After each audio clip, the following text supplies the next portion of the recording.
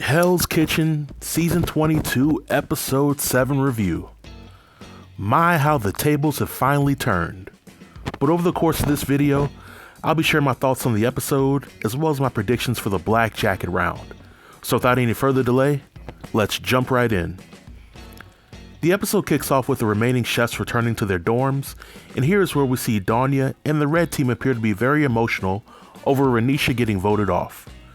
And while these ladies have the right to feel the way they want to feel, this is a competition, and the red team's love for Renisha seems to explain why they threw Melissa under the bus in episode 5 and spared Renisha from elimination. One could only wonder where their team would have been if Melissa was spared instead, but that's neither here nor there. The challenge for this episode was a grill challenge, where the chefs are tasked with creating elevated dishes that they can cook on the grill. Each team is responsible for cooking chicken thighs, chicken breast, swordfish, trout, flat iron, and the tri-tip steak in a head-to-head competition. Now during this challenge, there were several standouts among the chefs. Demir continues to prove his worth on the show. Sandra actually cooked an amazing swordfish that beat out Ryan's swordfish. Lee, Jonathan, and Sammy all continue to shine, but Danya cooked the best dish of the challenge, and she definitely leaned into her experience as a cook at a steakhouse for this challenge. But there were some chefs that didn't do well at all. Jason overcooked his chicken breast, Atoya slightly burned her chicken thigh, and Jermaine cooked an underwhelming tri-tip steak. But at the end of the challenge, the women came out on top and finally won. In my opinion, this win was well deserved, and it was only a matter of time before the men's streak would come to an end. But then we move on to dinner service, and where it is steak night in Hell's Kitchen. Both teams start off pretty strong during their appetizer round, but when it came to the entree round, Jermaine sunk the blue team with his inability to man the garnish station. Jermaine needed help from the other chefs in order to keep the dinner service afloat. However, because the other chefs were helping Jermaine, Devin sunk on the steak station so much so that he sent several rare and raw steaks up to Gordon.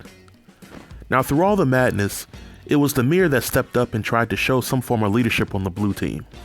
And even though Jonathan and Ryan are consistently good chefs, they really haven't shown the ability to inspire their team to do better or try to bring some order and stability to their team.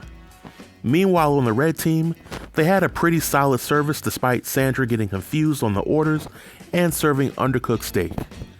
But the red team wins the dinner service while the blue team got kicked out before the end of the service, and Demir was instructed to pick the two worst chefs for elimination. Now with great power comes great responsibility, and in my opinion, Demir used his power to pick wisely. Jermaine, in my opinion, is a talented chef, however he has struggled in dinner service over the past several weeks. And Devin seems to be a mediocre chef that has escaped elimination from time to time because he's willing to fight for his spot on the team. When it came down to who was going to be sent home, I already had the feeling that Jermaine was a lock to go home, but when Gordon asked both Jermaine and Devin who was the weakest chef on the team, Jermaine was speechless, and that told Gordon all that he needed to know. Now when it comes to Devin, I believe that he's working on borrowed time right now, and it's only a matter of time before him or Jason will be the next guy to go. But overall, I liked this episode, and I thought it was one of the better episodes for this season. Now when it comes to my predictions for the Black Jacket round, I have officially replaced Ryan with Demir for the chefs to make it to that round. I think Ryan is talented, but up until this point, he really hasn't shown any leadership skills, which would make his mission to become Gordon's next head chef pretty pointless.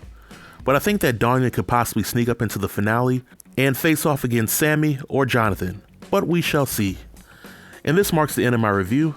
If you have any comments, then feel free to leave all comments below in the comment section, and I'll be sure to reply to everybody. Until next time, stay tuned and stay safe. Peace.